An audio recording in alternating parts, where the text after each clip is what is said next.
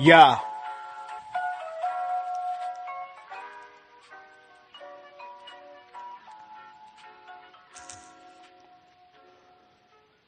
Welcome to D Free Sports, where the NFL and not the NBA take the stage and hold center court. This be your channel for live, insightful commentary, your one fat source for combat sports. I hope you keeping up, cause I don't wanna lose. Y'all free, got the illest insight on boxing and foosball. Hosted by D Free, this channel dives deep into the X's and O's, so what be stepping on toes? Of course your man Judah always flexing his flows. I hope you checking your tone, give mad respect for the show. This ain't a channel for hate, you dudes ain't smooth enough, and if you cowards wanna debate, my man will chew you up. A lot of streamers be frontin', son, get your money up. He broadcasting live from the District of Columbia. Subscribe now and stay locked all season long, and bob your head to the music of my theme song. Yeah, yeah. Yeah, you know the deal. It's Judah Bing. Shout out to D Free. Broadcasting live from Washington, D.C. Word 'em up.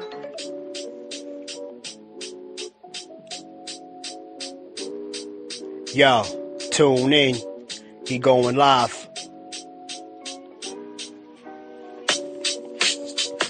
NFL Sunday. Word 'em up.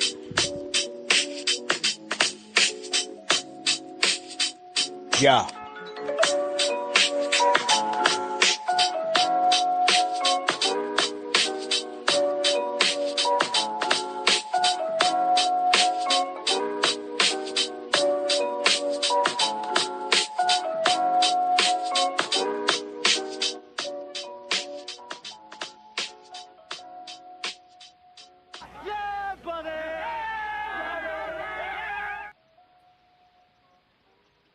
Yo, what's good? What's good? You already know the slogan real quick. Hold up. We are back, baby. We are fucking back. We are back. Classic.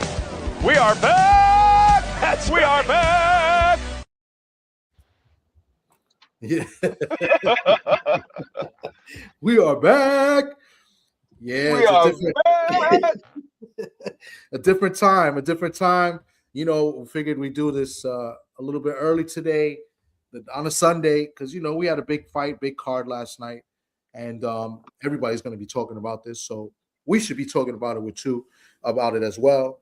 So, you know, we're going to get into it, man. I appreciate everybody in the building today, man. We're going to talk about lots to discuss, you know, in the world of boxing and in the world of YouTube media, right? Because I'm going to get into it. If I can't get into it today, I'll definitely get into it later. Already seeing a bunch of, you know, weirdos in my comments, not in my comments, but like in some messages that I've received already. And I've seen some people already in the media, you know, going in with their direction. And I just and I predicted all of this shit. I really did. I've been spot on everything. Besides the fact that you see me with a picture of with Xander with his belt that he used to have because he doesn't have that belt anymore.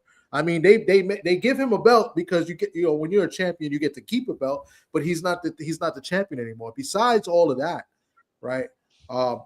Getting a lot of backlash, and it's like people are not appreciating the fact that what I said and what a lot of other people said, D Free said too, is that I think we was going to witness some type of greatness last night, and I think we saw it. I really believe that. So D Free, you lead off and let us know your feelings, and let's start up the conversation. Unless we could go to the chat, there are comments in the chat, so let's say what's up to the people in the chat. I see I can't pronounce this. Owned.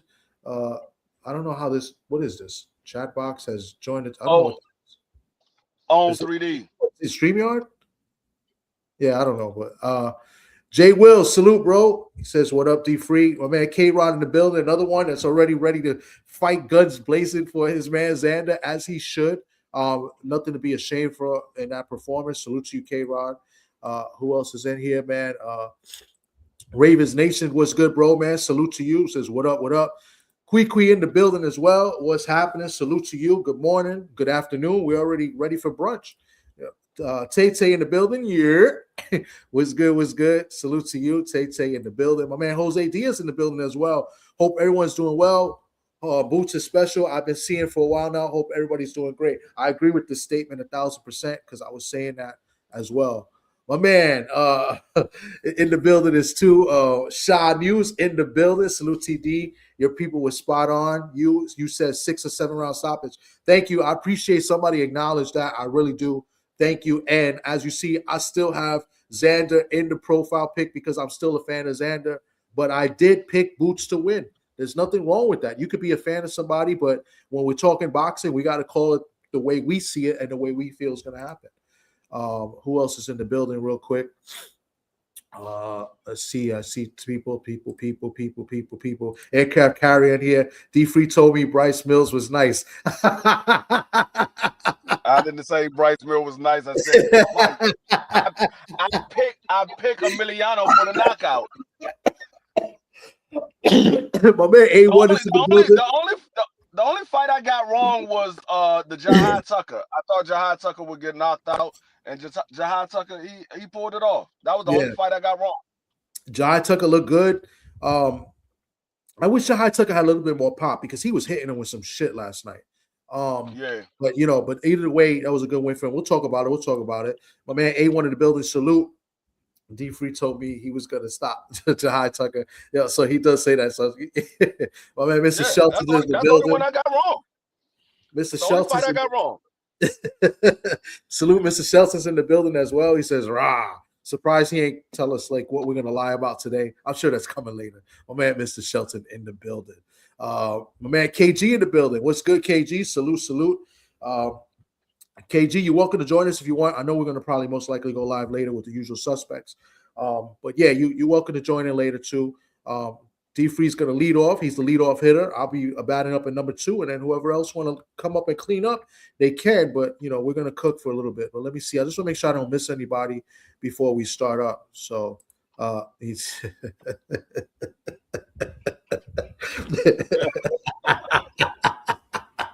You know what's crazy is this is what he would tell me on the phone too, and it's like I already hear the voice of him saying it. That's what makes it more hilarious when he does this. He says Jahai didn't look good. We'll talk about it. But Cedeno didn't look good. But we'll talk about it. July Hill looked decent. He needs yeah. No, I'm saying Cedeno didn't look good. Listen, he looked better. How about that? He won the fight. I think the scorecards are way off, but he definitely won the fight in my opinion. Cam J in the building, salute. But let's get into it, man. I'll highlight on the screen. We got to start this up. D Free, you lead off, man. What you want to lead off with and talk about and from what we saw last. We could start off with the first fight, Jahad Tucker and Cedeno. It was a good fight. It was action packed. And it pretty much started off the way I thought it was going to start off. Jahad Tucker was going to come in there very emotional, and he went right at it at Cedeno, and he actually landed some good shots. But then as the fight continued on, the power of Cedeno it started to change the tide. He hurt Jahad Tucker with a clean body shot, and then he went away from it, and Jahad Tucker was the more active fighter in that fight. That's what won him the fight. He was landing combination. He kept being busy. He never let his opponent take over the fight. He stayed busy. Anytime he would get hit with a shot, he'll come back with 1 or 2 shots of his own.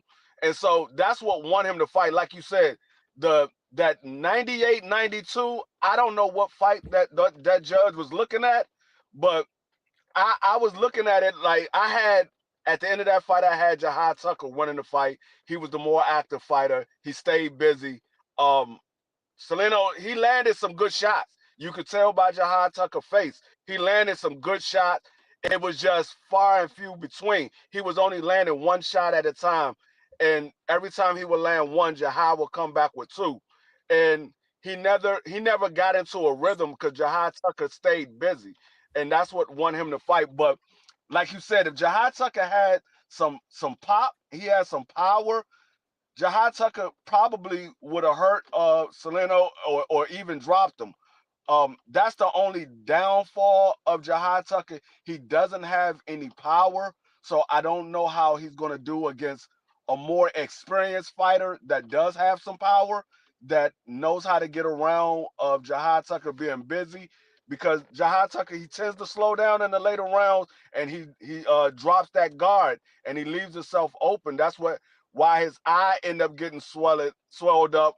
That's why his nose end up getting busted, and he gotta tighten up on his defense. But he put on a heck of a game plan, and he stuck with it, and he prevailed. I mean, I gotta take my hat off to him, because I thought the other guy was going to stop him, but Jahai Tucker, he showed a lot of heart. He showed that he got a beard, because he was taking a lot of big shots to the face, and it didn't look like it was having any effect. The body had the effect, but the chin didn't look like it had no effect. So hats off to Jahai Tucker. It was a great win for him. But I turn it over to you. Yeah, I thought it was a really good performance. I mean, you know, I thought he looked good, and there was some spots where he didn't look good. I mean, you know, KG's up here; he's going to talk about it too. I think, you know, in the first two rounds, Jahai won easy. It was obvious that Daniel was coming in there looking to land something big, right? And then he landed something big in the third round, which I gave Cedeno, right? Cedeno landed something big in there, but Cedeno did not fight a smart fight, and I think they weren't prepared for the constant, you know, activity of Jahai Tucker. Because Jahai Tucker could throw like I don't know the stats as far as the copy stats, and you know that some of these stats are a little bit off, you know what I'm saying? But he was throwing a lot of punches every round. Now in the second half of the fight, yeah, you know, Jahai was a little bit cautious of what was coming back at him. So he was moving his feet a little bit more, and he was on the back foot a little bit more, but he was still throwing. He was still landing shots, and he was landing clean. Those shots he was landing were clean on Cedeno. Now, Cedeno did land some good shots, and he did land a few body shots as well. But I don't know, like, you, because I was there live. So you guys were able to watch and maybe hear the corner. I don't know what the corner was telling Cedeno, but I felt like I seen that they were screaming at Cedeno, like he wasn't listening to what they were telling him. Because in the first half of that fight, he was not. He fought a bad fight. He was not fighting too smart. He was going in there trying to land something big on Jahai, and when he did, Jahai took it. You know, he took it the way he took it. Right. I'm not going to say he took it well, because you know he reacted a little bit different to the shots, and that happens in boxing, right? You know what I'm saying? But it seems like that's all Cedeno was really trying to do. He was trying to get the knockout. And for him celebrating at the end of the fight, I thought that was pretty funny, because I thought they were going to score the draw. I really did. I had it 6-4. I thought Jahai won the fight. I thought it was obviously he provided more activity. I believe he landed more shots just from my eyes. Like I said, I don't know the stats. He absolutely threw more as well. You know, so activity wise and the ring generalship, I thought Jahai won the fight 6-4. It was a close fight, and it was a competitive fight. It's not like he was in there with some bum or some scrub. Cedeno's a really good fighter, and like I said, I don't think Cedeno fought a smart fight in this fight. So I'm probably going to see if I could watch some replays today in some of the fights, because on the car ride home from the arena, you know, they were telling me some different things, and I was reading some different things on Instagram and some other stuff.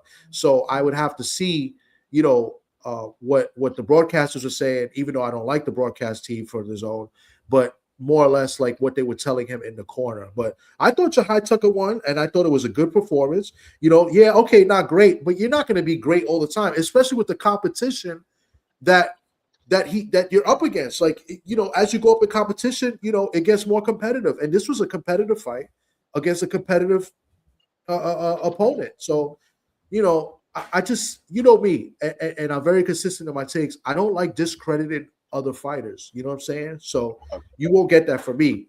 You know, so KG's going to be a little bit more critical. So I'm going to pass it over to damn KG. sure is. What you said? I said I damn sure is. Yeah, he's going to be much more critical. So let me just go on mute and prepare for what KG has to say. Go ahead, KG. Hey man, hey, first and foremost, man, I appreciate, you know what I'm saying, and I see what you're talking about, man. How people can just pop up, man. You know what I'm saying. So my apologies if I walked in without knocking, but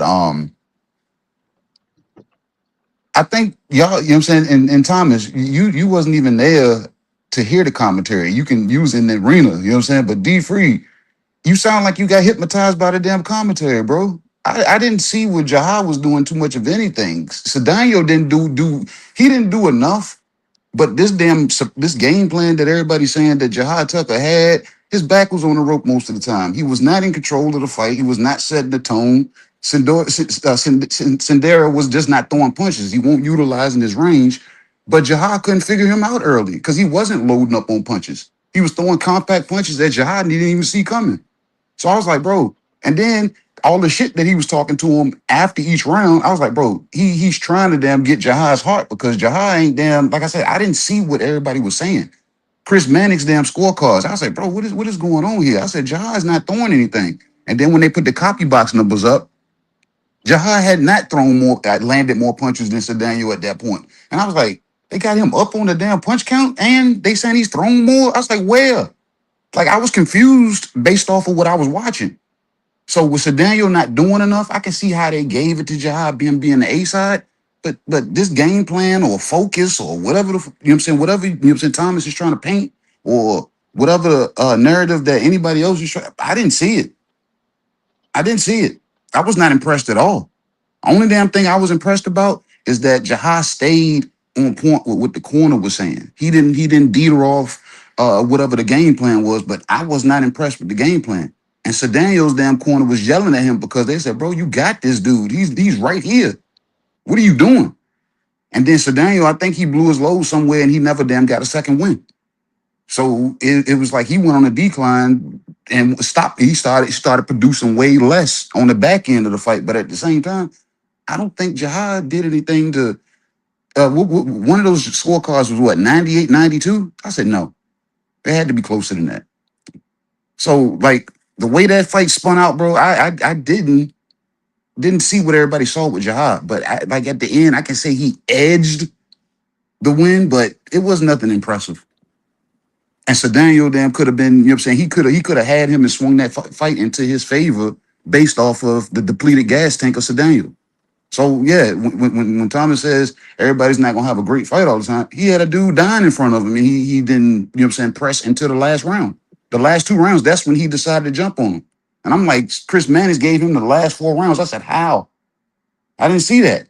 So it was confusing to my eyes. I said, maybe I'm looking at it, you know what I'm saying, in the multiverse or something, in another damn universe where everything they saying is actually coming into fruition. But I didn't see that, bro. I just didn't. So, but like I said, he's gonna have to go back to the lab and really work on some things because defensively, coming forward, you know what I'm saying, actually standing your ground and holding form. Not his back was on the rope entirely too much that fight. And Sedano damn didn't take and Sedano didn't take advantage of it. Yeah, I agree with you, and that's the reason why I have picked him to knock Jahad out because I know how Jahad fights, and he doesn't. He's not the most defensive fighter, and he doesn't have a lot of pop on his punches. And I was thinking Solano was going to be able to track him down and be able to hit him with a big shot and hurt him and take him out. But he didn't let his hands go enough, and he didn't invest in the body enough.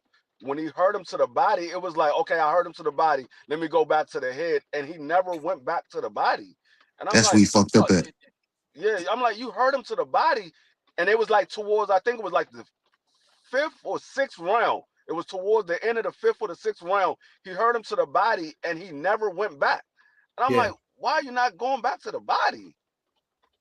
Yeah, he definitely hurt because he reacted different to the body shot. I didn't understand it because Jahad didn't like them body shots. Yeah, he did not. He didn't. Yeah, I ain't know. I don't know. Like I said, Sedano, I don't know if he was gassed or mentally fatigued or what, or he just checked out or something. Because I'm like, what was going on? You know what I'm saying? Yeah, and when I was looking at, I was trying to hear what his corner was saying, but they I don't know if they didn't have the mic over there or they had the mic on mute. But I can never hear what the corner was saying. I was trying to hear what his corner was saying, but I couldn't hear what they were saying. I'm like, I hope they telling him to go to the body because he's not going to the body. He hurt him to the body. Tell that man to go back down to the body. I didn't hear that part either. You know what I'm saying, D Free, but I did hear them tell him to stop throwing hooks. They started telling him to throw straight punches. They said, bro, just throw straight punches. You can hit him. He's right there. But he that's when he started loading up. I said, bro, you just gonna completely damn not listen to your corner now? You gonna come out throwing hooks. He was like, bro, no, throw the short punches in the middle down the pipe that he don't see. Yeah, And yeah. like I said, I don't know. Like I said, I think he mentally checked out, man. I think he was one of those guys that in his mind he thought he won, and then he thought he did enough. Yeah, That's what it was. Yeah, You see him. I think He thought it was clear to him. He would, at the end of the fight, he's up there, with his hands up in the air and pumping his fists and stuff like that. I see. On the way back, I read like some of the comments in the group chats that I'm in, and they were saying the same thing about the body shots, like why didn't it go to the body, and some of those guys in the chat were rooting for Cedeno, right? Because I got Dominicans in there rooting for them, aka Socrates Palmer. So but they were rooting for Cedeno, but he just the consensus was that Cedeno didn't fight a smart fight. So it seems like the consensus overall, and based on the chat, is that Jahai Tucker won, but was it more that he won, or was it more that Cedeno just lost the fight? it was more Solano lost. Yeah, it was more Yeah. Solano lost the fight, because if he would have stayed going to the body, it's no doubt that Jahai Tucker would have took a knee at least once. There's no doubt about it, because that shot that he caught him towards the end of the fifth or sixth round, Jahai Tucker bent all the way over, and he was trying to stop those punches from the body. And I'm like, no, Did y'all see the one he's when he hurt. jumped? He's hurt. Did y'all see the one when Cedeno threw the body shot and he jumped away from it? You know what I'm saying? Yeah. And I'm like, dog, he's hurt to the body. Keep going to the body, and he just didn't do it. So I think it's more so Solano, he lost the fight than it was Jahai won the fight, because Jahai was throwing he was throwing shots. He was throwing shots. And Solano was just trying to land the knockout punch. He kept going to the head, and he was landing some clean shots, but they wasn't hurting him to the head. It was the body shots that was hurting him. I mean, the shots that Jahai Tucker took to the head, he ate them. I mean, I wouldn't have told him to take so many shots, but he was eating them, and he wasn't getting dazed. He wasn't getting wobbly legs or anything like that. But I don't know. Maybe because dude had so many knockouts, he figured, okay, one of these shots is going to hurt him and he's going to go down. And I don't know if he thought he was behind and so he needed to knock him out. I don't know what it was, but it was not a good game plan whatsoever. That was his game plan, D Free, because like I said, his corner was telling him something totally different. Jahai, there's some things that Jahai needs to work on. I think he's got to work defensively, and I think he needs to set up his shots more.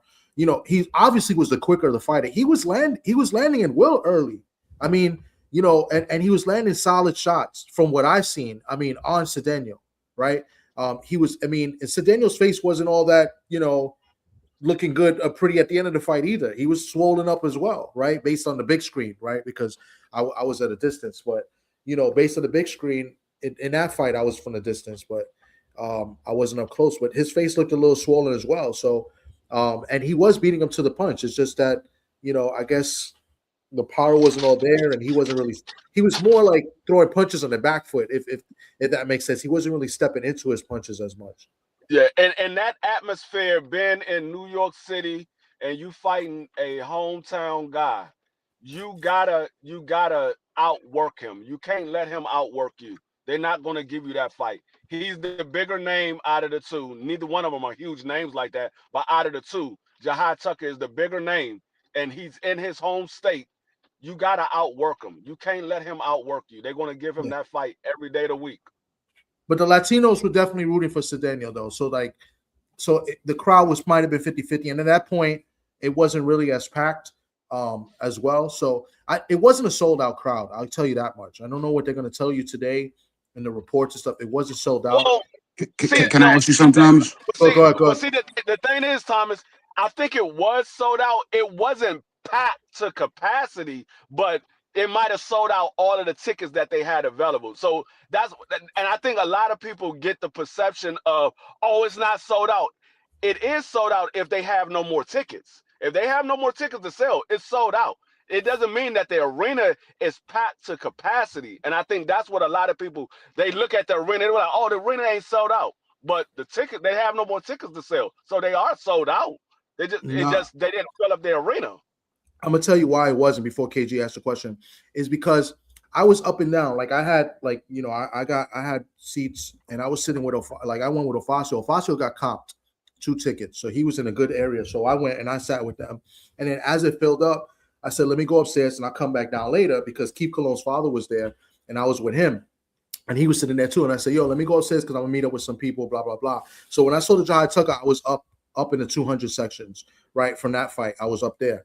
But I later then in the main event, it started to fill up more.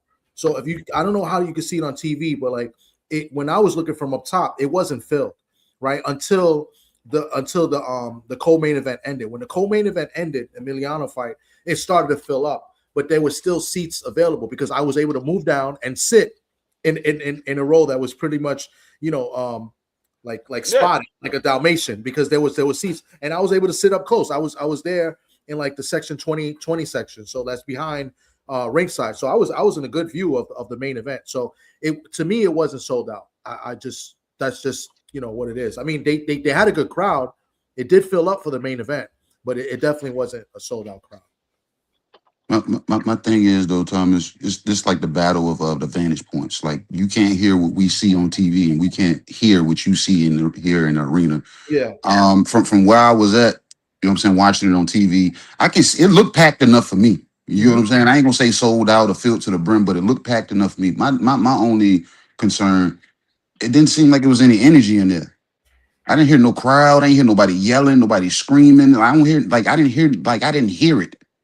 You know what I'm saying? Like I usually do when fights go on, you know what I'm saying? Especially in Barclays. Barclays is damn, you know what I'm saying? I've known to damn see, you know what I'm saying, big fights go on there, and it's like electric. You know what I'm saying? It's like I didn't hear it. So you being in there, was the sound different, or they just had the mics turned down? They didn't have the Benavidez mics in there or something.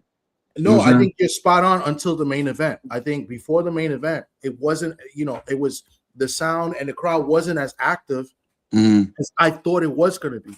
I mean, it was packed like it looked like it should have been, though. It looked, yeah, it should have. No, but it wasn't, because they weren't really reacting. Like the crowd was kind of dead. I mean, it's funny because the Whitaker fight got more pop than the Jahai Tucker Cedeno fight, in my opinion. And I was like, you know, yeah, they saw a knockout and we saw a guy quit. You know, in my opinion, I don't think he came to win, but that got more pop. And the Emiliano fight was like, the crowd wasn't reacting. I guess they were just waiting for Xander versus Boots. Tay said everybody was in there smoking, so everybody was high. They was too relaxed to damn cheer. They probably were, because there were people smoking. There was somebody next to me in the Xander fight but not. I mean, he had a vape. You didn't hit it. You didn't hit it. No, I didn't hit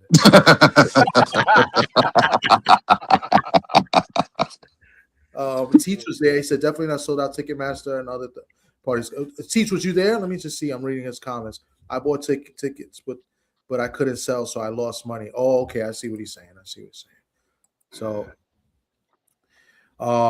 he said that I hit it, but yeah, it didn't seem. I guess everybody's waiting for Xander and Boots. I guess when Wama's son came to fight, the crowd was a little reacted to it. You know, with the Puerto Rican fighter Wama, you know, he got a good knockout first round, but it was not many people in the building at that point. So I have video that I took in the Cedeno Jahai Tucker. I might show some of the crowd, and you're gonna see like there were a lot of empty spots, at least on the floor.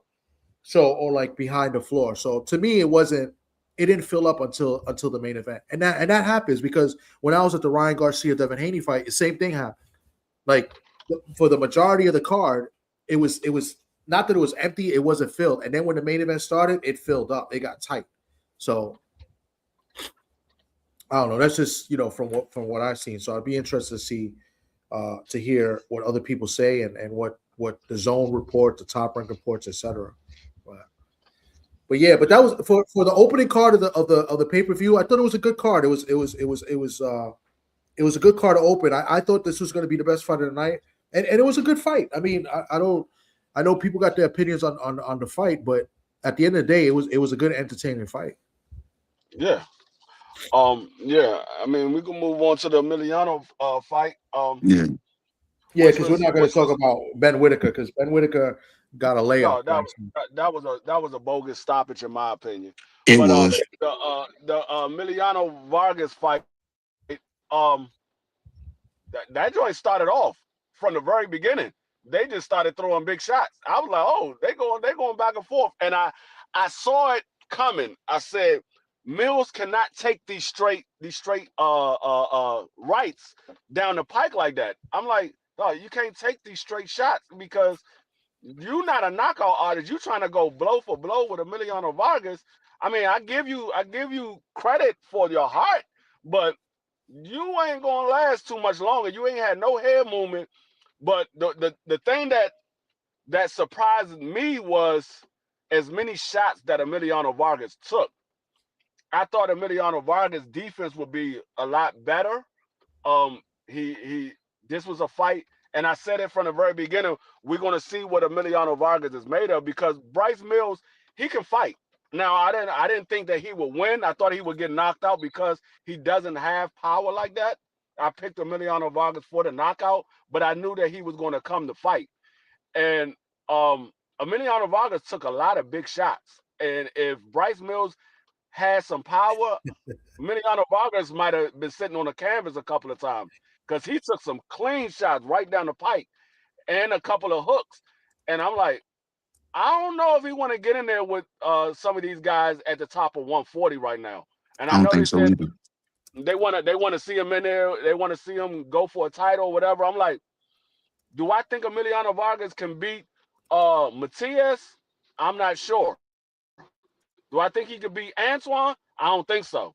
Do I think he could beat Shakur? No. Do I think he could beat Dalton Smith? I don't know.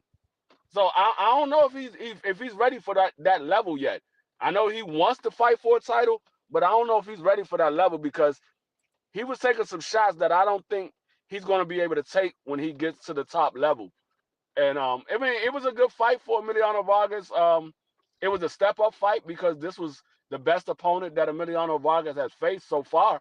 But it still was a fight where he took some shots that if you ready to go to the next level, you shouldn't have been taking those shots. So I don't know if he's ready for that next level, but I give him credit for the fourth round knockout. Um, I, some people said that it was a bad stoppage. I didn't see it as a bad stoppage. The stoppage with the Ben Whitaker, that was a bad stoppage in my opinion. But this Emiliano Vargas stoppage, that wasn't a bad stoppage. Dude, he was on wobbly legs before he even went down, and the referee tried to hold him up by the Yeah, he glove. tried to hold He him still up. went down. Ricky. I'm like, dang. That was They were like, that was a good they were like, stoppage. Yeah. yeah, they were like, the referee knocked him down. I'm like, dog, did y'all see the fight? Because the referee was trying to hold him up. The He was Yeah, trying man to was stop going it. down on his yeah, own. he tried to stop He before was that. He going was down trying to on his stop it own. before it got stopped. Yeah. Right. But yeah. So I mean, hats off to Emiliano Vargas. It was a good win. But he need to tighten up on his defense. He definitely got to go back to the lab and tighten up on that defense because he took too many clean shots. He got to tighten up on quite a bit, D Free, bro, because not even the top level, just whatever the next level is up from where he is. Mills damn gave him a layup for real because he was catching them with punches. But if anybody paid attention to Bryce Mills' feet, his feet were making it to the target before his gloves were.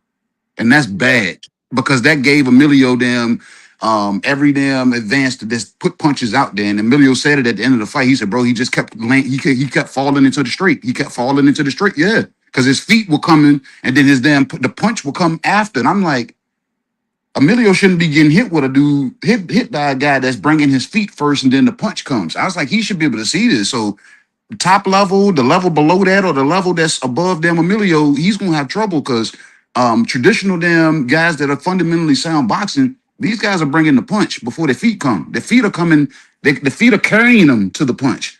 Mills was damn bringing his feet, and then the punch was coming. And I'm like, he's getting hit with the wrong punches. So I seen damn Mills getting stopped in that fight, but not to no credit to Emilio's power. I was like, he's gonna knock himself out. I was like, as I was watching, I said, bro, he's gonna jump into something. And sure enough, what did he do? He jumped into a straight that his legs damn went crazy, and the referee couldn't hold him. So the guy was Yep. tough, but he knocked himself out.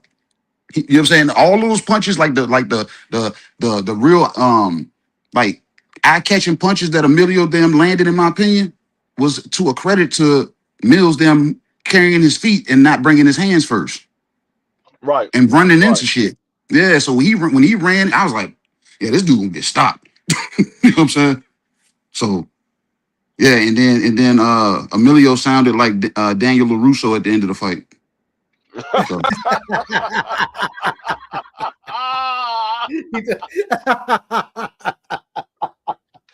Wow. That might be the best. That's going to be the best line of the day. That was that's a good one, KG. He did though. Yo, that's crazy work. Wow. Yeah, I mean, Emiliano, I thought he looked okay, but based off the opponent, this guy he was fighting, he landed like one good clean shot. I don't know, it was the first or second round. But this guy got no power. He got like 21 wins with 9 knockouts. He's not a big power puncher. And one of those knockouts was with an elbow. So it wasn't with a fist because he knocked out Aaron Aponte with an elbow. It wasn't even his fist. So I think Emiliano needs to go back to the lab and definitely work on the defense. And I think he's got to work on his footwork as well. I think he definitely needs, to work on his footwork. But I think he's a solid fighter. I don't think he's ready for a title shot yet. I know Teach said he mentioned about the title eliminator. I think maybe a title eliminator, okay, because that you're definitely going to go up in competition, but he needs more competitive fights. The title eliminator depending on who the title eliminator is against. Well, he was honest with himself when he said that. He was like, "Yeah, I want to fight a former champion or a title eliminator." So I'm like, all right, he's not like he's trying to jump directly into any fire, because title eliminators these days at 47, who would he be fighting? Yeah. No, he's at 140. Yeah, he had 140. He had 140. So. Oh yeah, 140. My bad. Yeah. So. Yeah, 140. So. And that's a tough division.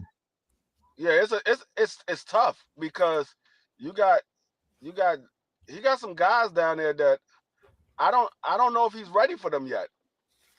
That's what I'm saying. He's been in so many showcase fights to now it's time for him to step up, but they haven't gradually moved him up. He's been fighting the same level of fighters every fight. This is the best, like I said, this is the best opponent that he's been in, and he's not even that great of an opponent. He's a step up from where he's been fighting, but he's not that great where you could say, okay, he's ready for these guys now. No, this is not a gatekeeper to those guys. This is a guy to the next level. Now you on that level. Now you got to take a step to the next level. You got to get another guy for that next level. You don't go from Bryce straight to the top 5 guys or the top 10 guys. That's not how it works, because Bryce is not getting you ready for none of those guys at the top 10.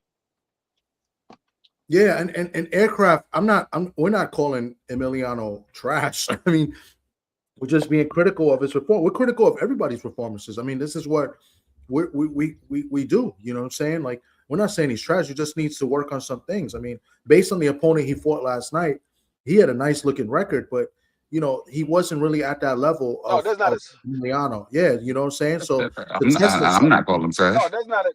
Yeah, no. I'm just pointing out his opponent. His opponent was bringing his feet before the punch. Yeah. The guys that's in the next level up are not going to do that.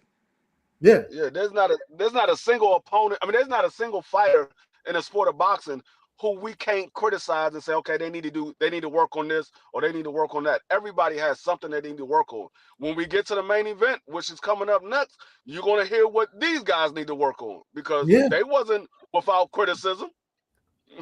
Yeah, exactly. So we're about to get to the main event. It's like, we saw a great performance last night, I believe, by both fighters. I think both fighters did well. And then we're going to critique both of them. I mean, even the winner that scored like 3 or 4 knockdowns, we're going to criticize too, because there was some things in there that that he did wrong. You know what I'm saying? So, I mean, that's just what it is. Like, I mean, other channels where they're fans of fighters and not fans of the sport, they're gonna cheerlead all the way through, and they will never criticize their fighter. Never. They'll think their fighter is the greatest thing since sliced bread. You know what I'm saying? I would never do that. Never. Because there's nobody perfect. There's no Kurt Hennig in boxing. No Mr. Perfect. You know what I mean? So that's just what it is, man. Salute to everybody in the building. If I'll try to hit you when I can. Maybe drop the link later. Got chance. I do got radio at 2, so I can't. I got to be out at 2, but you guys can continue. But well, let's move along, man. I mean, we're not going to talk about Popeye, not showing up for this fight. I know the ref did stop the fight a little early, but that guy wasn't there to win. I mean, he wasn't there to win. Yeah, he was going to get stopped. You can see the way he's throwing his punches. You know what I'm saying? I said, bro, the way he's not. I said, look at his feet, and I kept telling them. You see the theme of last night for me was people's feet and how they were throwing punches. Popeye, his feet were too close. I said, bro, when he got cuffed the first time, I said, look where his feet were. You know what I'm saying? And then when he went down the second time, I said, look where his feet were. I said, bro, his feet were completely out of position. Yeah. But going to the main event. I want to say, first off, shouts out to both these guys. This is what we've been asking for these fighters to do. 2 young guys in their prime and putting it all on the line. Like we said many times before, Xander Zayas didn't have to take this fight with Jaron Ennis. Jaron Ennis didn't have to go fight Xander Zayas. He could have took another tune-up fight. So shout out to both of those guys. They put on a heck of a performance. But man, Jaron Ennis, he 2-time unified champion, 2 divisions. He did his thing, but he's not without criticism because, like I said earlier today when I was on Clarence channel, Jaron relies a lot on his reflexes. And what I see in Jaron Ennis, if he doesn't lose to Sebastian Findor, because I think he beats everybody else, if he doesn't lose to Sebastian Findor, I think Jaron Ennis is going to have the same fate that Roy Jones has. He's going to, once his reflexes slow down, he's going to start to get caught with a lot of shots and going to start to get hurt even more and probably get stopped in a few of his fights towards the end of his career because he's relying a lot on his reflexes instead of perfecting his defense because he got hit with some shots that if he had his guard up, those shots wouldn't have landed. But because he's so quick and he know he got reflexes, he's just trying to move out of the way of the shot and he's still getting clipped by those shots. That's what caught him and got him hurt in that 3rd round. Instead of him having his guard up, he just tried to move his head back and he got caught with a clean shot. And then when he was backing up, Xander came straight down the pike and knocked his head back and put him on the ropes. And he got rocked multiple times. Now, what I will say is, to his credit, he still had his whereabouts. He still had the calmness and, okay, I know I'm in a fight. I know I'm hurt, but I gotta weather the storm. He was still able to weave the shots and be able to maneuver his way throughout that round to make it to the next round to get some time to get his whereabouts. Get his equilibrium back, get his legs back under him. And he showed a lot of grit because most guys would have either tried to hold or they would have tried to get on a bike or they probably would have got caught with another shot and went down. And Jaron Ennis was able to weather the storm. But that first round, I thought it was going to be a much earlier night because Jaron Ennis, when he caught Xander Zayas with that shot and Xander Zayas went down, I was like, oh my God, the first round, I called 7. Why is it? I said, Boots, slow down. Let the man live a little bit. Not this early. And Xander Zayas, he showed a lot of grit. He got up. He was able to fight back. Xander Zayas, even though he got knocked down 3 times, Xander Zayas got a chin because he was getting hit with some shots. He was getting hit with some big shots, and he was taking them. That 4 right hooks that he took, and he was just standing there. I'm like, Xander Zayas, move. You just taking the shots. Move out of the way. And he wouldn't go down. But when Boots caught him with the uppercut, I don't think people realize how Boots set the uppercut up.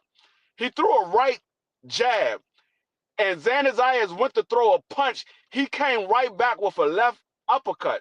While the jab was still out there, he came back with a left uppercut. It takes a lot of power to be able to land that shot when you got a jab out there because most of your power is going with that jab. And a lot of times people, when they throw the jab, they're leaning with that jab. And he came with the uppercut while his jab was still out there. And for him to have that power in both hands to be able to land that uppercut and knock Xander down shows that Jaron Ennis is not an issue. Does he have power at 54? He definitely got power at 54. I heard somebody say, "Oh, it's going to be a difference when he got to carry those 10-ounce gloves." We don't know what he's going to do with 10-ounce gloves. He only fought one round the last time the first time he fought at 54. Well, we got the answer, and I had two of the questions answered in that third round. I wanted to know what Jaron Ennis would do when he faced adversity for the first time, and we saw that. And I wanted to know, can Xander Zayas hurt Jaron Ennis? And we saw that. And both those questions was answered. But it was a hell of a fight. And I like I said, I tipped my hats off to both those guys. It was a hell of a fight. Yeah, real quick before KG Cook, I dropped the link, but we're gonna wait just a little bit and let everybody get their points across, and then I'll open it up and we could talk. But we're gonna talk about the fight. We're not gonna talk about anything crazy, like I don't want no crazy narratives or this guy beats this guy. Let's talk about the fight. All right. So when I bring you up, just give me a second. All right. Go ahead, KG. Sorry. Man, hey, damn good fight, man. Damn good fight. And I'm one of the guys that picked Xander because I felt Xander could box him and not have to be forced to be on the inside. But Xander went in and chose to try to be the bigger man because he was the bigger man. And I was like, that's not how we need to do this. Like, because when he caught Boots, it was at mid-range. It wasn't even in close.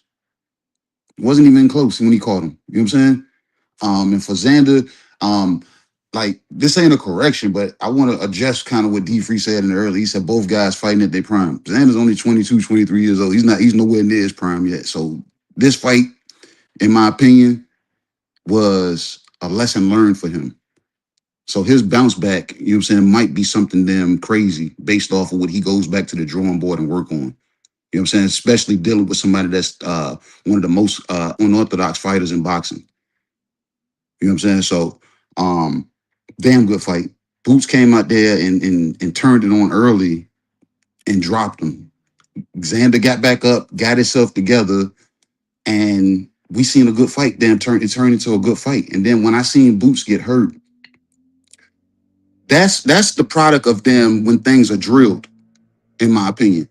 Because when things are drilled into a boxer, you don't think to do it, your instincts then just reacts. And when Boots was hurt, his natural reaction was grab him a little bit. As Xander starts to lean, throw a punch. Try to keep moving with him. And that's all. And bro, and I was like, bro, I had to take my head off the Boots because he was clearly hurt. And he was hurt for longer than a round. It took him a good little minute to get himself back together, but he showed and proved that he was still dangerous while being hurt.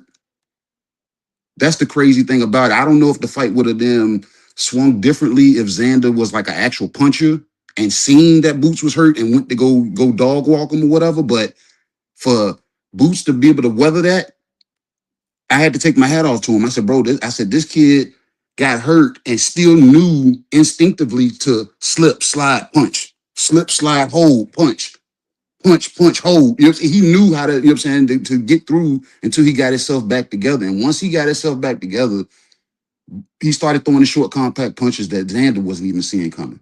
So it was just like, that's why I was like, I can't get disappointed with whatever the game plan was with Xander, because I said, once you hurt him and then you start seeing him get his faculties back together, don't look to duplicate that, because now you're going to drag yourself back into the inside again. You need to stay and try to just, you know what I'm saying, try to buy you some rounds in box Boots and make him have to hunt you.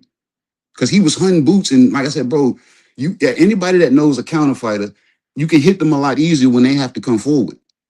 And he wasn't allowing Boots to come forward. I said, bro, let him come forward so you can see what he's bringing and you can make the adjustment. As Xander's pressing forward, I said, bro, this boxer going forward don't look good, especially with a guy that can switch, a guy that can then be slippery, a guy, you know, I seen it falling apart.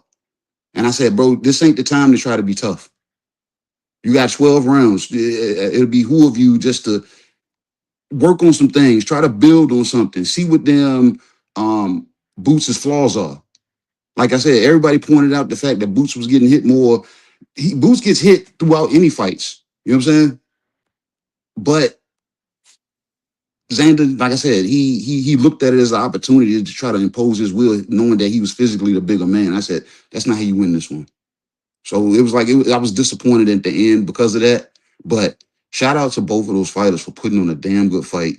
And Xander being 23, bro, he still got a future ahead of him. The kid is gonna come back, and I guarantee he's gonna, you know what I'm saying, go back really to the lab and take from what he got from Boots.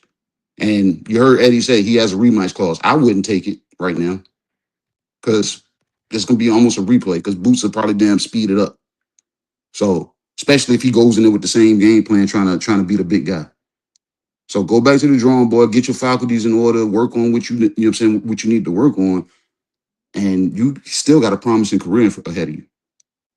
But Boots, you know what I'm saying, he's that guy unless he crosses paths with Fundora, in my opinion. So that's what I got on the fight. Like I said, damn good fight, man. And anybody want to kick me because I picked Xander, I showed up on, that was part of the purpose of me showing up, you know what I'm saying, outside of any US6 programming. Okay. Well, that's what's up. And I'm glad you guys went before me because you guys said some things that I didn't really see and I didn't notice. So like when in that third round where the only round I gave Xander the fight, I saw that he buzzed Boots. I didn't think he hurt Boots. So when KG explained, you know, that he still was dangerous and being hurt, that's maybe what I was seeing because I was like, I saw he buzzed Boots a little bit, got his attention, but I didn't think Boots was hurt until the car ride home with Ofacio. Now Ofacio, guys, is a fighter, like he's an undefeated, you know, super featherweight a challenger right now, and from the Bronx. So I was with him, so like I'm getting the boxer's perspective, and he told me no, Thomas. He was like, nah, he was hurt. He was hurt. I was like, seriously, I didn't see that. He's like, no, he was hurt. Then I was on the phone with Ishe Smith last night, a former world champion at 154. He said the same thing. He said, and this is a guy that picked Xander, Ishe. So I was pretty much going into kind of like, yo, you picked Xander to win, and like, you know, I was joking with him. But he said the same thing. He's like, nah, man, Boots was hurt bad. And I was like, wow, how come I didn't see that? So I'm gonna have to watch that. So I'm glad KG went in and explained it. You know what I'm saying? So hold on 1 second. Can somebody block this jerk? Yo, I wish I would see you in person. I really would. Somebody block this dude before I do. This guy's a cornball, bro. This guy, every live I want to go on or every chat that I'm in, this guy want to come in here and obsess about me. Like, this guy is weird, bro.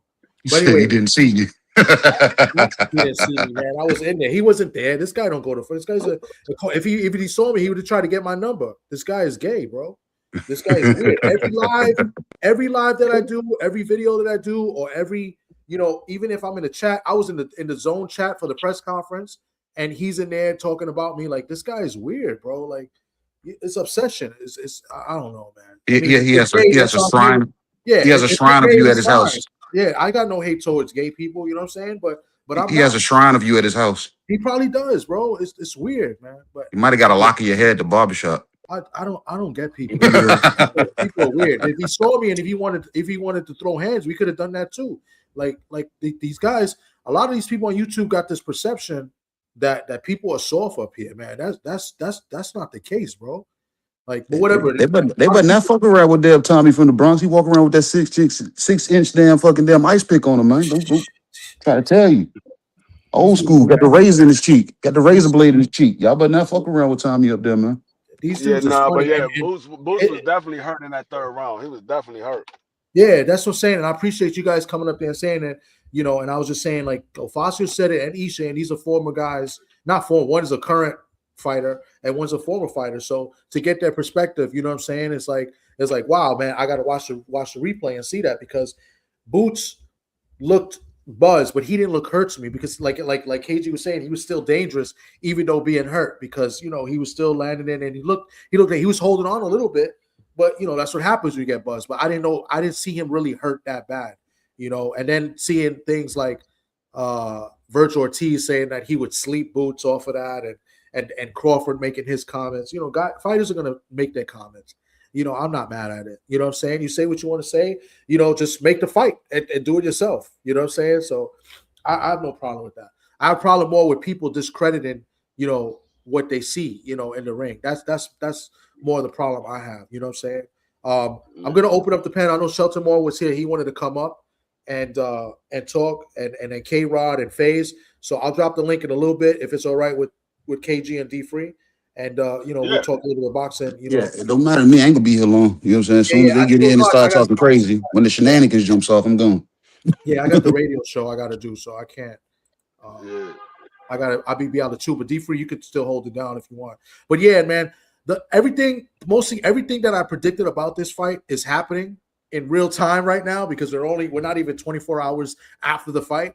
I predicted Xander to lose. I predicted Boots to win in 6 rounds. It happened in 7. I predicted that people, fans of you know, these boxing channels were going to go in and criticize, and it was a lose-lose situation for Xander, and it was a lose-lose situation for Boots because people are going to go in there and criticize and not give credit where credit is due, and that's what's happening already. You got people already talking about how Xander, you know, wasn't that good, or Xander he was too young, and then you got people already talking about like Boots. He quit. Boots got no chin, and Boots is this and that, and I'm like, come on, man, we can't focus on the fight. We're already criticizing and talking about, you know, these fighters are not that good already. And already it's happening in real time, as I predicted. My man, people are saying damn Xander quit. They saying he quit. Yeah, they're saying they quit, but he didn't. And I'm like, no, his people was going up the damn stairs. Where did he quit? So, but yeah. Yeah, man. Hey, man, shout out the panel, man. I hope y'all doing good, man. I hope y'all enjoyed last night, man. It was amazing, man. I just want to start with Xander right now. I want to say, first of all, you know, I think Xander is an excellent competitor, a good sportsmanship. You know, I seen him smiling after the fight because I honestly, in my opinion, you don't got to, you know, take my word for law, but I honestly feel like Xander was happy with what he did because he's like, you know, I'm young. I'm getting better. You know, I hurt you. You're supposed to be the guy. You know when I go back in camp for the next 3, 4, 5 years, them push-ups that I did that time, I'm gonna do 100 extra ones. Them reps I did the other time, I'm gonna do 100 extra ones. So whoever want to see me now, I'm feeling more confident going into my next, you know, whatever I got on coming up next. Xander surprised me coming out there in the first round, stepping the boots. I'm like, whoa. But it made me feel like secure because I'm like, hey, I got boots for the knockout. I think Xander, that third round, man, that people gonna stay talking about. I'm gonna talk about it. Xander hurt him with that straight right, knocked Boots' head back. Boots still up in there slipping, but Xander, I feel like he just didn't know what to do when he got a guy hurt like that. You know what I mean? I feel like if Xander would have just stepped back a little bit, looked at Boots, sized him up, measured him up, he could have hit him with a couple of more shots, and we could have seen an upset. You know, it was that close, just off of pure knowledge, a little more experience, a little more knowledge. It might have been an upset in that third round, dog. You know what I'm saying? Just the know-how. But overall, man, for a second, I was looking at the fight like, wait a minute. Xander was so sturdy in the third and fourth round. I'm like, damn, is Boots' punch, you know, hurting him? I'm looking at Xander so, you know, sturdy. That was amazing to me as well. I just think it was a good fight, man. On the Boots end, I think Boots is a great fighter, man. He's good. He hits hard, and he loves to be in a pocket. I said if guys come to Boots, Boots has the advantage. But the thing that I don't know confuses me about Boots is he refuses to stay on the outside. Like he just won't do it. Like I'm not gonna stay on the outside. I might box for a half a round, but I want to get inside. And I think that, you know, opens him up to getting hit with shots. He's trying slipping. He's doing all this cute little catching and shit, but he's getting clipped the whole night. You know, the whole night he's catching. He's getting clipped. He's tough. He weathered the storm. He was still slipping and punching. He ended up getting a stoppage after a while. The accumulative punches wear Xander down. Xander didn't quit. Xander team felt like it was enough, and they know he's going to be a star in the future. But I think I just if I can critique Boots without sound like a hater, I would just say Boots. You know, be comfortable winning a boxing match sometimes. Don't always put your chin out there to be, Nah. stopped. You know what I'm saying? But other than that, man, that was a beautiful night of boxing, man. That's all I got. Hey, Tommy. Yeah, what's up? I got a friend here. Hi, Chop T Tom. Hey. Yeah. He What's wanted good, to say man? that to you for a while. Yeah. The Oh man, Chopped that's Cheesiest, the Chopped Cheese Mafia, the Pastrami on Rye Bandit. Shout out to Chopped Cheese Tom. How you doing? chilling, man. What you got in this fight, man? Talk to us. It was firstly, it was an excellent fan friendly fight. I enjoyed it. Xander Zayas, firstly, shout out to Xander Zayas. Or no, firstly, shout out to Boots Ennis for putting on that absolute ass whooping, putting hands and feet on Xander Zayas. But shout out to Xander Zayas also for sending Boots Ennis the offer. Nobody sends Boots Ennis an offer. Nobody. They can't say that when it comes to Xander Zayas. He sent that man an offer. They put on a big event from what Chop Cheese Tom was telling me. Even though it wasn't necessarily full, it was definitely packed out over there. You had people coming from Delaware, Philly, New Jersey, coming to see Boots. Then you had the Puerto Ricans, the New Yorkers coming to see Xander Zayas. So it was definitely packed out. It was definitely a big time event. We're gonna see what DAZN says in terms of like the streaming numbers, how many people were watching the fight. Overall, great event. Both guys put on a hell of a fight. Boots Ennis came out early. He was just able to touch Xander's eyes at will. Xander was kind of, and I give DAZN's broadcast team a lot of credit, because one of the keys to Xander's victory that they said was do not stay in that 50-50 zone. Don't stay in that mid range to inside zone. And that's one of the mistakes that Xander made early. And Boots was just able to touch him with his jab, his straight left, his overhand right. And then Boots caught him with a combination towards the end of round one, and that dropped him. I thought it was going to be one-way traffic from there, but Xander Zayas, shout out to him. He definitely showed that he's a dog, especially in that round three and round four. To me, those are two of the best rounds we've had this year thus far. When he hurt Boots Ennis in round three with the straight right, to what the brother Faze just said, I will agree. Boots has a bit of a tendency to get flat-footed and to move his shoulders and upper body. But one problem he does have, he kind of pulls straight back from punches sometimes, and that's how Xander was able to catch him with the straight right. And Xander followed up and had him hurt. But even when Boots was hurt, and I love this, bro. Like Boots, the way how he fight, it kind of remind me of a fighter from the 80s or the 70s. He stood right there, even when he was a little wobbly or a little drunk, and kept throwing back hard shots and was trying to get Xander up out of there. He was really going toe to toe.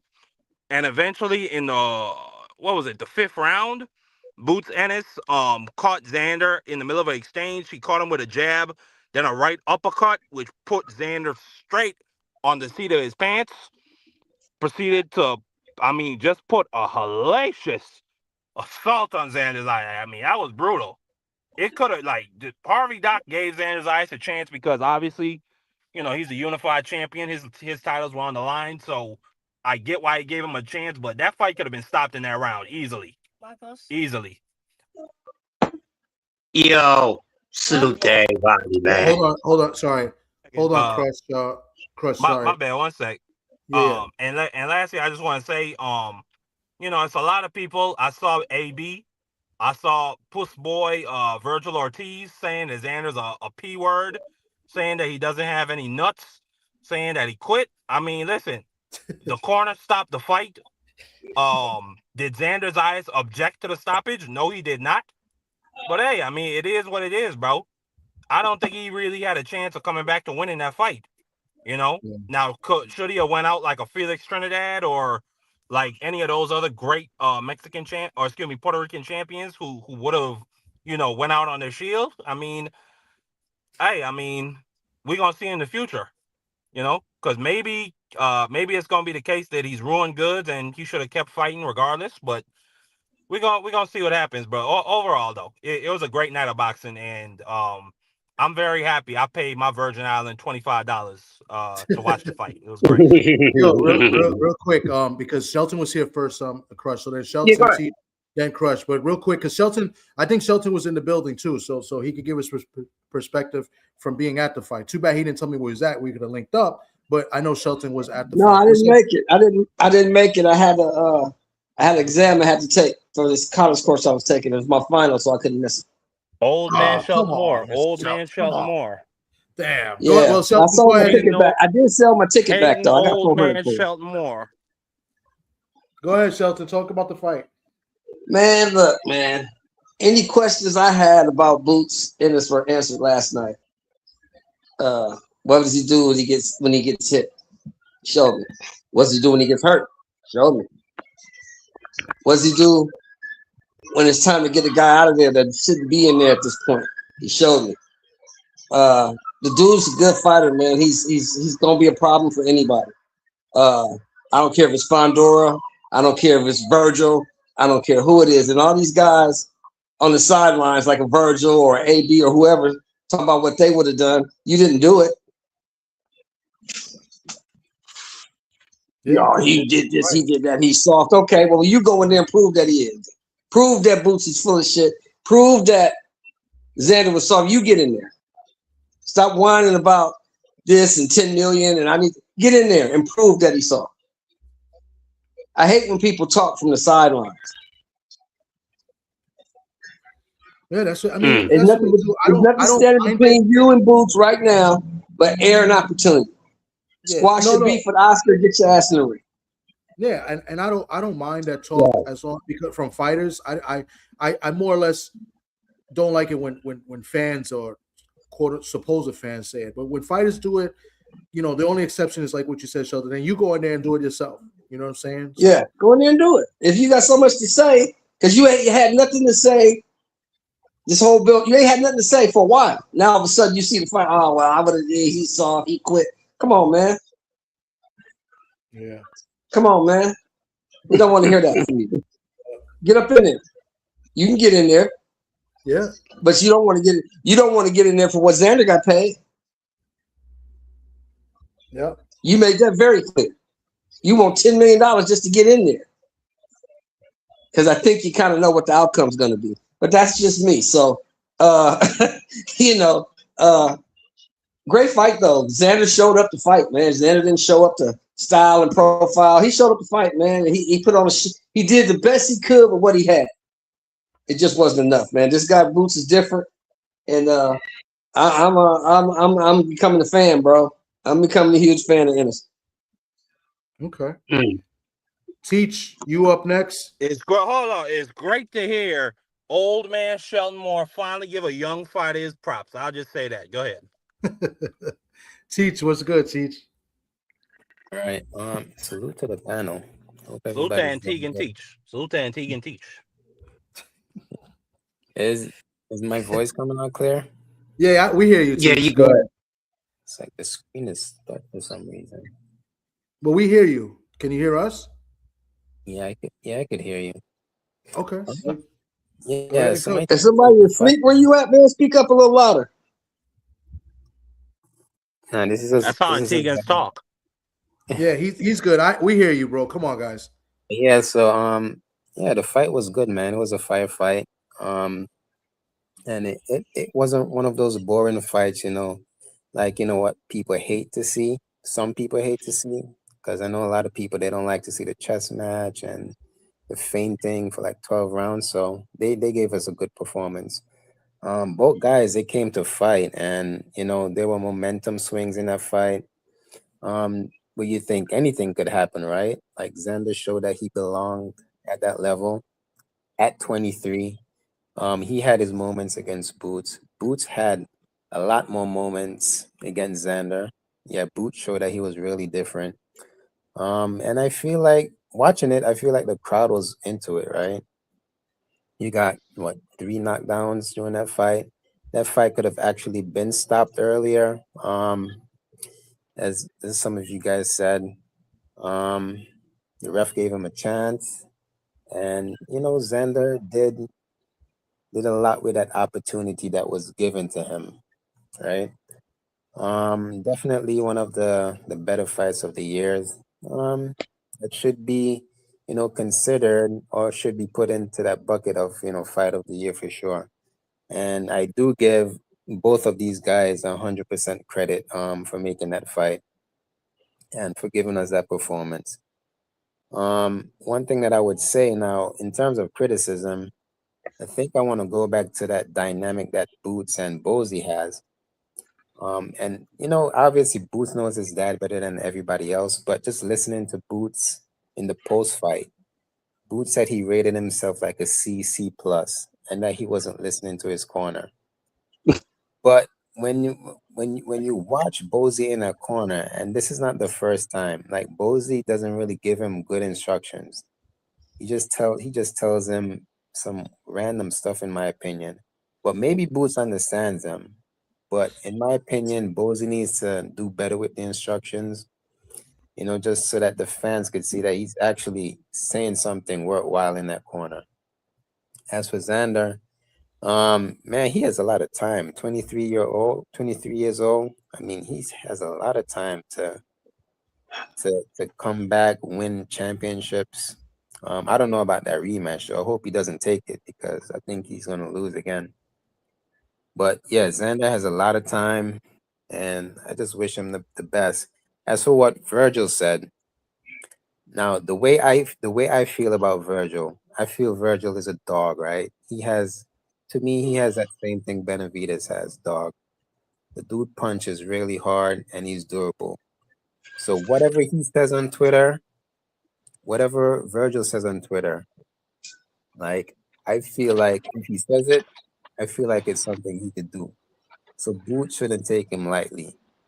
Like, if that was Virgil who had Boots hurt tonight, I think Virgil could have stopped him, because Virgil knows how to finish fights, and he hits really hard. As for Fundora, I think Fundora right now is at the top of the division, and he's going to be the guy to beat. So if I were to bet right now, I don't see any one of them beating Fundora right now. And that's my take. All right, salute to everybody, man. Panel and chat. What's up, Chris? Awesome fight. I hear everybody coming up with, their feelings and their opinions and what they've seen in the fight and blah blah blah. I have probably a deeper reality or a different reality. This fight was a damn good fight. Now, for people who predicted the fight to end a little sooner, it could have actually done that. Besides that straight shot, he also caught Boots with a body shot too, and his left leg was on noodles for about 2.5 rounds. When he jumped on Xander, I don't know if any of y'all was paying attention. When he jumped on him the first 2 rounds, he kind of gassed out. He was a little too dry, was trying to oil up a little too damn fast. He started getting pretty. The problem for Boots is with everything he does great, but he's going to have a serious problem or a serious reality of being on your ass bag if you keep playing with your goddamn food. I don't give a damn how good you are. Don't play with nobody. He played in there. It should be a good lesson. Also, what Teach said, and I was going to speak on it even if he didn't, they better get it the fuck right in that corner. Because not keep listening, that's an lesson that needs to be taken care of. Because now you're stepping up in opposition. You can't be doing that, or you're gonna face a reality that you thought your ass was immortal to facing. That's what I seen from him. They the only things I didn't like because it's going to catch up with his ass. Xander Zayas, good fighter, A lot of y'all ain't really know about Xander. Let's just be honest. But that's cool. Now y'all know. It's a good fighter. Okay, the age thing, kill me with that. Acting like he's the youngest fucking champion ever to become in boxing. Y'all just do a little too much. All right? It's not the youngest champion. All right? Relax. Of course he has time. He's young. He's supposed to have time. It's like some things just don't need to be said when it's just really no explanation for it because it's self-explanatory. But Xander's a damn dog. He's a dog, and he's going to be something. Now, I hear a lot of talks about him going to 160. If he doesn't stay at 154. From looking at what I've seen from his other fights up to last night's fight, I think he'll do damn good at 160. It might fit him a little more, might be a little more comfortable for him. It's just my opinion. But it's up to him. Even if he stays at 54, he's definitely one of those guys. I always thought he was one of those guys. And they both showed it last night. So everybody that needs to ease the hell back a little bit, where he ain't fought nobody, shut up. Because your favorite fighter ain't done nothing lately on this level. Those two men got in the ring and they got busy. Xander did what a champion's supposed to do. Hey, I'll go looking for the smoke if no smoke is coming my way. That's what you're supposed to do. Salute to him. And also his sportsmanship, y'all. I must say this about his sportsmanship. I'm not surprised because he's a gentleman. His sportsmanship is probably one of the best sportsmanships I've seen in this generation of fighters, man. The way he took the defeat was class A, man. And it was all sincere. Because, you know, some guys that just say shit because it's the right thing to say in front of the cameras. But he's a genuine guy. His career is far from over. This is just the beginning of Xander Zayas, man. And no matter where he go, guaranteed, he gonna be there. He's definitely one of the best. And he's gonna wind up being the best at some point in his career, if not right now. But it ain't gonna take too long, no matter where he's at. Jaron Ennis gotta tighten up. Everything ain't a fucking playground. The competition gets stiffer. Do not take your gifts and talents for granted. Definitely a candidate fight of the year. We still got some fights to go, but this is definitely up there. I got it in probably number one right now. After everything that we had seen leading up to this fight, it was an awesome fight, man. And I salute the both of them. A fan of both guys. Just thought Boots was a little more talented, a little more better. That got proven, and I'm still a Xander Zayas fan. And he gonna whip more. He gonna whip on some ass. And Boots is gonna whip on some ass. But if they don't be careful, somebody's gonna whip on his ass and I'll pass. I'm hey, real. I love that, Crush. You know me, I'm real, man. Hey, Thomas. What's good? Hey, I mean, from a fight like this, you stood up to the biggest boogeyman. I think Xander might change his style a little bit and just start knocking dudes out. I don't know. Like, this might put a battery in his bag. You know what? That's a very good point. It might have. I didn't like the game plan. Like, I didn't get a chance to really get into it a little bit because I'm listening to everybody speak and I got the radio show at 2. So, you know, and there's a boxing radio show. So I'm gonna take all of this and merge it into my thoughts as well. But I didn't like the game plan. Like, he really didn't show no lateral movement like he usually does in fights. Right, so I guess the game plan was to go straight at Boots, which kind of fell into the game plan of Boots. You know what I'm saying? So it made it a little bit easier for him to do what he does. So I didn't necessarily like it, but I like what you said. It's like that might give him more confidence to go in there and maybe have more faith in his power and in his punches because he hasn't got a stoppage since. It's funny. Everybody talks about the fight before this fight happened. They were talking about they seen Xander get hurt. Which is true. I was there. I was there before. I was there at the fight when he got hurt against the German guy, Swolmer or whatever. Yes, I was Swolmer. Yeah, where Roy Jones was in the corner. And, like, I was there. He got hurt. And that was the last time Xander got a knockout because he ended up stopping him in that fight. So now fast forward to last night, right? He got dropped in the first round. We never see Xander get dropped before, and he comes back and he did to Boots that nobody else really done before that, and he hurt Boots. Now, mind you, I got to watch replay. Like I said, I'll be openly honest. From what I saw in the arena, I thought Boots got buzzed, but I didn't think he was as hurt as like a lot of people are mentioning here. And as far as like when I on the car ride home with my boy Alfonso, he told me the same thing, and Ishe said the same thing. So I didn't see that. I got to see that. I thought Boots was buzzed but not hurt. Then KG gave a nice explanation about how Boots was definitely hurt, but he was still dangerous while being hurt. So excellent points that everybody brought up. I got to go watch it on the TV rather than, because in the arena, sometimes you miss things. You obviously miss the commentating as well. So, but and you such a good sport, Thomas. I ain't gonna lie, man, because I mean, we all giving Boots his credit, but I know you and me know that hey, if Xander had a little bit more time on the job, man, he looked like he had potential to stop that fight, man. To at least make that fight a much better fight. If he was he might maybe if he knew how to finish a little better, right? Maybe he would have got it. Maybe he would have done a little bit more work in that third round, right? That's definitely it. Like I said, I got to watch it again to see, because obviously I missed some things.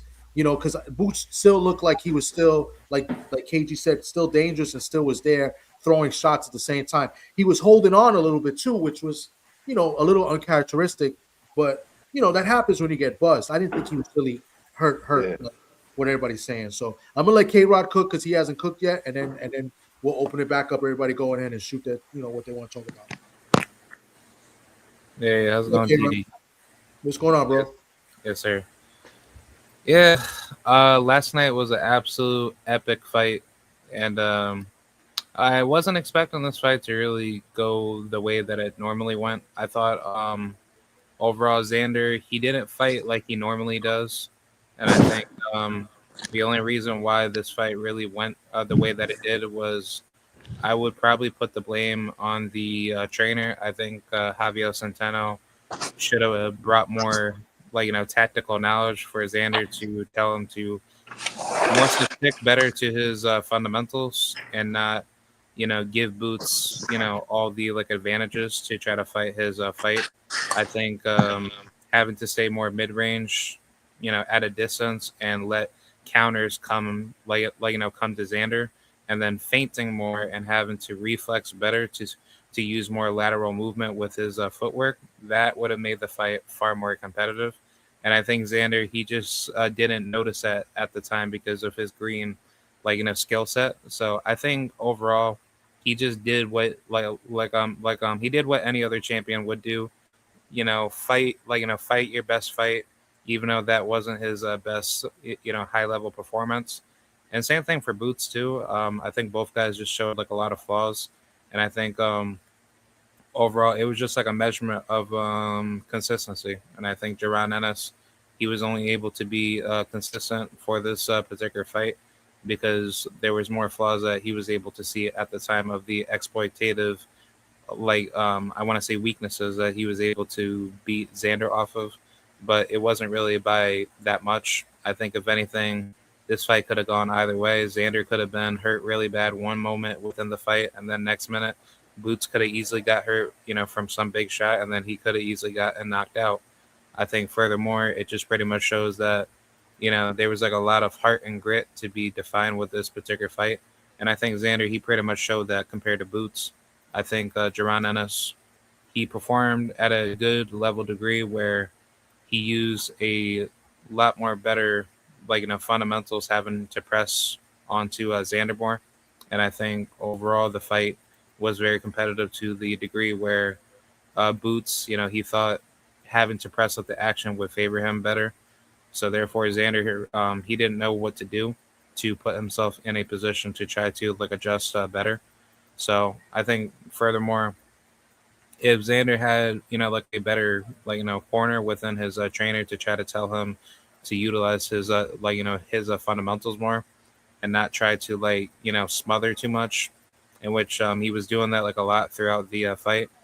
This fight would have been a lot more different and way more competitive. So I think Boots is very lucky that Xander didn't notice that, because if he had noticed that throughout the fight to make better like adjustments, I think that the fight would have been a lot more different. So I think overall it was still dangerous on both sides. Like regardless of like what people want to say, Boots was hurting Xander. Xander was also doing the same thing. So I would definitely like to see better adjustments with Xander having to have more defensive, fundamentals to not try to like walk basically come forward too much and just try to focus more on his boxing like ability because overall he's a really good pure boxer and he can punch. It's just that Xander, based off of how he fights, he's more of, of like a passive boxer, semi puncher. He has good sneaky power, and throughout that fight with Boots, it pretty much showed that once he positions his shots very well, he can very well frustrate you and then hurt you, heading into the late game. So I think that's what Xander didn't really focus on too much. He was trying too much of trying to make it into a firefight when he should have just made it into a chess match, and then that would have made it a lot more dangerous, for Boots to frustrate him, heading into the late game to make the fight more competitive. So either way, credit to both men, and I think Xander's ceiling will be a lot stronger at the higher weight classes, but he just needs to work better on his fundamentals defensively and not try to get into these firefights. And then same thing for Boots too, because I think for him, he was how should I say, he was fighting too much off of but the ego to try to make himself how should I say primarily try to look too good for his fans. So I think he played himself into that trap, and therefore his defense was being highly exploited. So I think if he tries to fight like that against a guy like Sebastian Fundora or even Virgil Ortiz or anybody else within the division, I think Jaron Ennis gets brutally knocked out. So I think I mean, yeah. I actually feel like Boots took Xander out of his element and forced him to fight instead of sticking and moving. Like once Boots started to apply pressure, Xander couldn't really get back into boxing on the outside, and it ended up being like a inside fight most of the time. Like it was getting dragged into the kind of fight the crowd wanted to Look at this see, guy. right? And because of that, Xander hearing the crowd oohs and ahs, right, made him stay in the pocket to try and fight Boots. So that's like a mental thing right there. Yeah, again, that's why that I said that the green deficiencies that Xander has, Yeah. that's something that he didn't really notice coming into the fight. So furthermore, if he knew how to adjust better with what was being And done K throughout that and K particular Rod. exchange, But when you I think, the fight think would have that been too, K different. Rod. but when you think of the way Xander fights, right? Yeah. He's mostly calm and collected most of the time. I go Yeah, back to that WBO fight where he won that belt. Like he fought like a true yeah. veteran, The sitting Jorge and moving, Garcia right? fight, he fought way better in that fight. So he was sticking and moving in that fight. Even the Yeah, fight with the boss where it became like a tough fight, he was sticking and yeah. moving in Put that. it Abbas. put it like this. But Boots, right? If Xander had Boots like is a one little second, bit of a 1 second. oh, Boots go ahead. is so good at what he does. Like he knows how to mentally break guys down.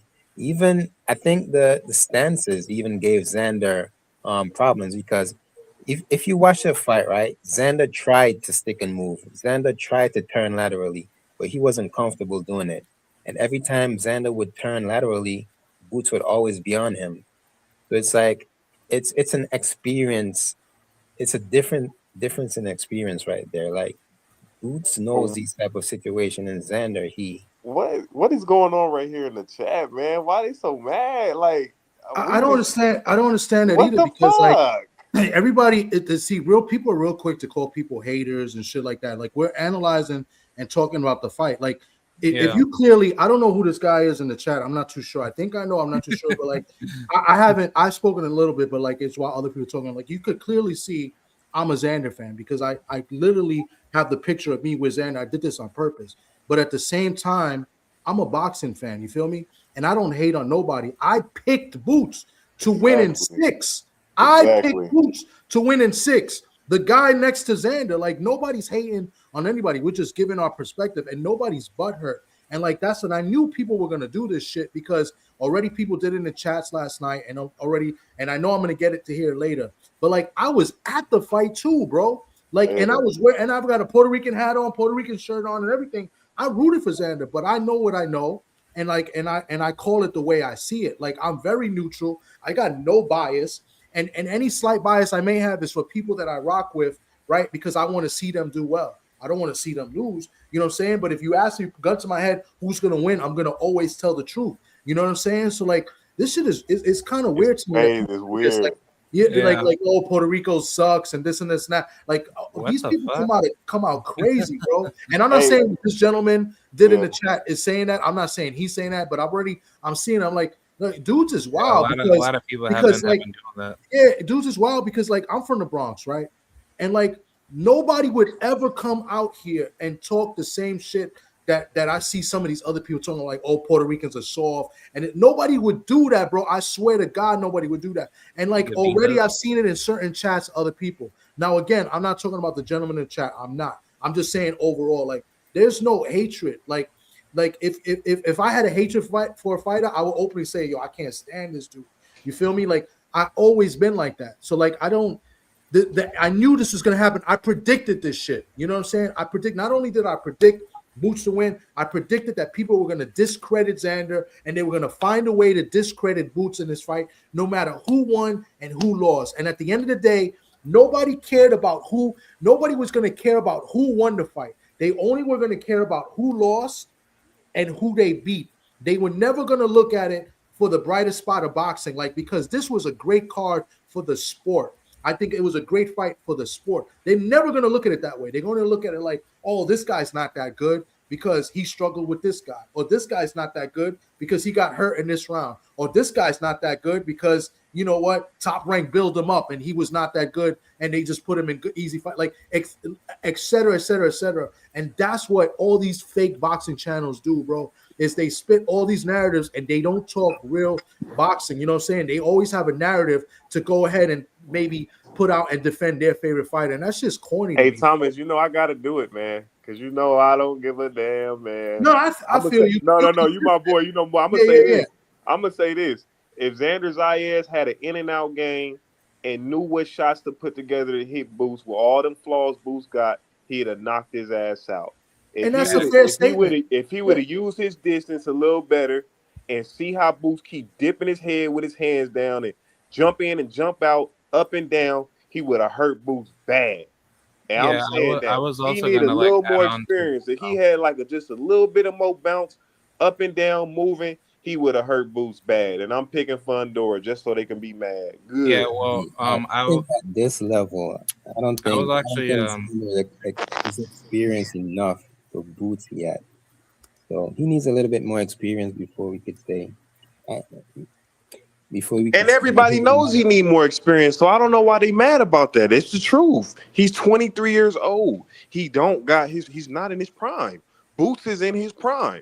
One guy's in his prime, the other guy's not. That's why Boots was a high favorite, and that's why everybody picked him to win. But not so to let's say, be honest. But I also think Boots is also like fading within his prime. So I mean, for him to be at this particular stage, like he's doing good in terms of like what he knows that he's mastered. So therefore, he was able to execute the strategy well because he was able to see the vulnerabilities that he was able to capture at that particular time frame.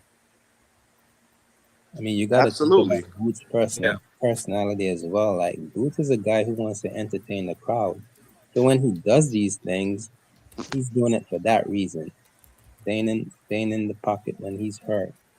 Just wants to show that he has different dynamics to his game. I feel that's something. Okay, Thomas, cook on this for me. Cook on this because I felt like some of the guys that Bozy coached been getting hit with a lot of shots, and I feel like the reason is the catching. Bozy wants you to stand there and catch every shot.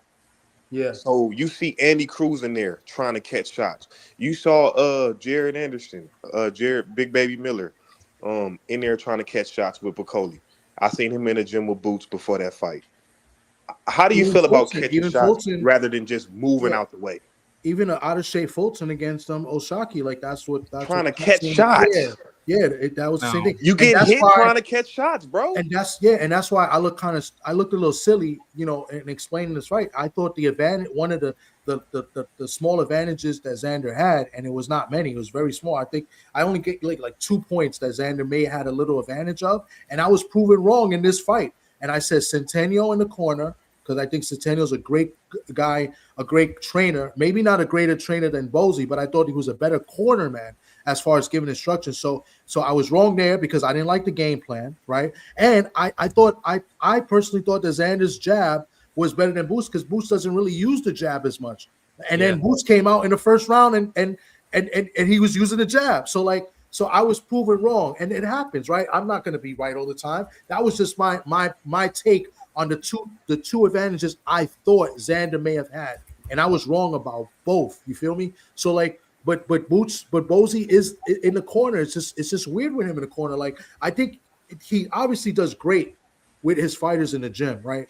I mean, he gets them ready for the fights, but I just sometimes think like his instructions in the corner are just a little too vague, and it's like, what are you doing? Go beat the guy up. You know what I'm saying? Go. You should go. That's what he does. I think when it gets to lazy. the highest level and you have to get really technical and give sound instructions, I think that's the beginning of the end, bro. Mm-hmm. That's the beginning of the end. Right now, you get in these fights, guys are walking to you. You're trying to catch your showboat, you're flashy, you can punch, you're athletic. But when it gets really, really technical, I want to see that day. Who said Boots is fading? I definitely didn't say that. I think that was a teach. I definitely would never say that. Boots, it's true. Oh, Boots dominated the I fight. said that. Yeah, I said that. Boots dominated the fight. Boots, listen, this was an ass whipping, right? I have to say that with Xander next to me right here. This was an ass whipping, and it was a one-sided fight. And I kind of said this. I said I would love to see Xander have a moment in a fight.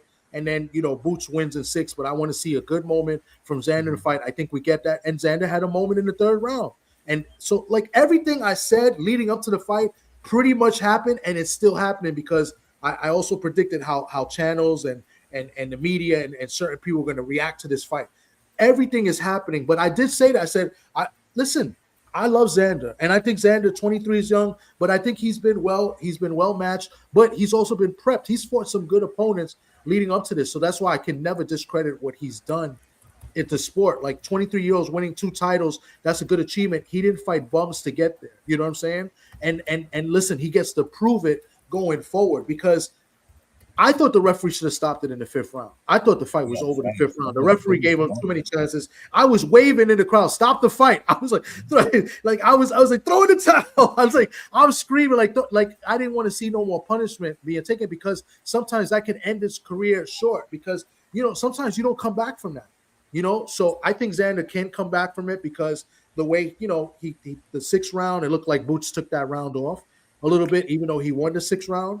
Right, it looked like he took the round off a little bit, carried him a little bit, and then he went back to work in the 7th and eventually got the stoppage. So, but yeah, it was a domination, and he outworked him. He beat the guy up, bro. He beat the guy up, and Xander had a moment in the fight, and then of course everybody's going to talk about that moment, but they're not going to talk about the other 6 rounds, and that's just crazy. And listen, even in that 3rd round. Like I said, I thought he was only buzzed. I didn't think he was hurt. Everybody else is saying that, right? So I have to go back and watch. I thought he was. He was toast, Thomas. He was toast, man. But he was still kind of shots in that third round. He was still landing some good shots too. So. Xander couldn't land that right hand again, man. Xander, man. That's it. Yeah, man. I'm completely. If he just pivot, he's landing that right hand again. Boots going down. Especially when you saw the first 2 stoppage, not stoppage, the first 2 stoppage with Ben Whitaker and Vargas, you would think that it would stop that how Boots in the 5th round, and they let that shit continue to the end of the round, which was crazy to me. But I mean, Xander came back and kind of survived and did his cash. But Boots is one of those fighters. You a hating ass nigga, bro. Bruh. Why? Xander couldn't land that right again, man. Hey, I had $200 on Boots knocking him out. But when Xander hit his ass with that right hand, I was scared to death. Yeah, I was scared to death. Close to getting knocked out. That's how we He fight. was close to getting knocked out, Cash. He was. Oh, he rocked him. He rocked him good. Woo. Yeah, TD. I, Like I was I don't also know if he was close to gonna. getting knocked out, but I thought Xander was gonna knock him down, but he. I'm hearing a lot of hating going around though, man. No. I Motherfuckers just see feel a great fight and got nothing to do but hate afterwards. Man, shit nasty work, bro. Yeah, that's what I'm saying. Like, Okay. I'll just Cash, say this. you knew that was gonna happen. He's a very good fighter. Hey Thomas, real quick, I thought my only path for Xander was for him to go in there and go at Boots and get him while he was when he had all his power in the first 3 rounds, and Xander went for it, man. Like Xander's a dog too, man. Shit. Yeah, he has like a lot of heart, man. Like Xander a dog. Nothing, like honestly, throughout that whole fight, Xander wasn't really feeling like how should I say discouraged, like being being knocked down. I think if anything, he was trying to battle through the particular emotion, from Boots's pressure, and then each and every time that he got back up, he showed a lot more heart. And then Jaron Ennis, he was being more how should I say vulnerable. Xander a dog, man. He went out there and gave us a great fight. He didn't do no safety first, try to lateral movement the whole fight. He went out there and went at Boots, man. Like, I can't say nothing bad about that kid, man. I'm a fan. Yeah, like if Xander used more of his boxing ability, I think I'm a Xander Zayas fan, man. A lot different if it definitely went over to the later rounds, because it's the truth is Jaron Ennis doesn't really go much to the distance anyways. He always tries to talk about I'm gonna knock you out, I'm gonna do this, but it's usually guys that are mostly knockout punchers tend to fade a lot late game by not trying to go to the distance with more heavier skilled fighters. So I think stylistically Boots is more heavy offense, and a lot of his defensive flaws kick in once you start pressing on him and start bringing him to deeper waters. Thomas, the crowd was going crazy. I could hear it on the TV, man. The crowd was going crazy in the fight, and I thought it was more.